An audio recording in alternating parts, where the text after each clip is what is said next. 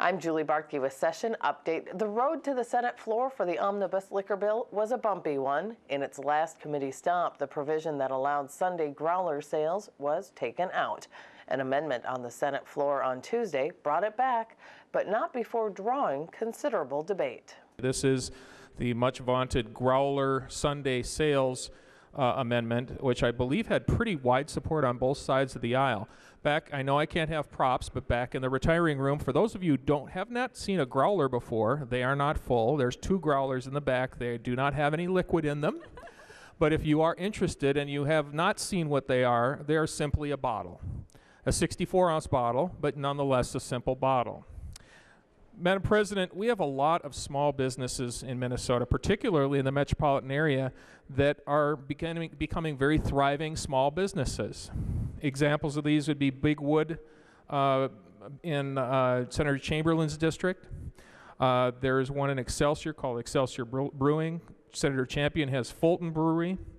He also has Boom Island. Senator Dietzick has Indeed Brewery and Sociable Cider Works, and I could go on and on.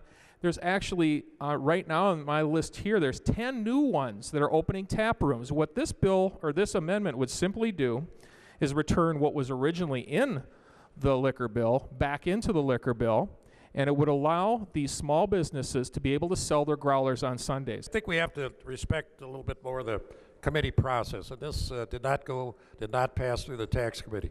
So you go out on Saturday and go to your local brew pub and pick up your growlers for the big game on Sunday, and you go home and watch the game and drink the 2 or 3 growlers that you have. What's the point? You can't get through that. You got to get in your car and then go buy some more.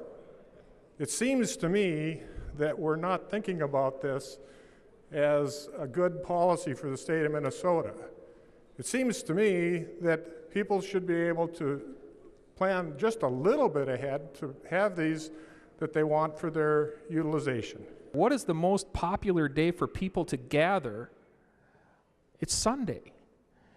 So what you're saying is plan ahead. Well, people are going to these places and they actually make trips out of it. So, Madam President, we have a burgeoning industry.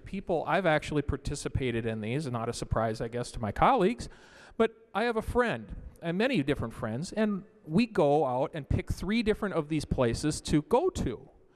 It's a burgeoning industry where if they can go in, and I appreciate the fact that in the main bill the tap rooms can be open. That's good. But once you're at the tap room, don't you think if you sample something and you say, "Gee, this is great," "Oh, sorry, you got to come back tomorrow." Or especially if you've driven an hour and a half, "Oh, sorry, you can't do that. It's Sunday. You have to come back tomorrow," or you should have planned ahead and gone on Saturday. It's just absolutely ridiculous and mind-boggling that just a simple 64-ounce bottle can't be brought home by customers. There really is no market-oriented rationale to support this arbitrary state policy.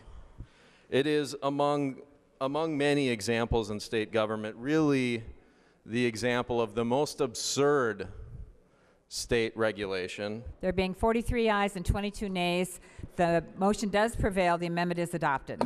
Although the amendment was adopted, the bill was laid on the table. The entire debate can be found online on our website, senate.mn/media.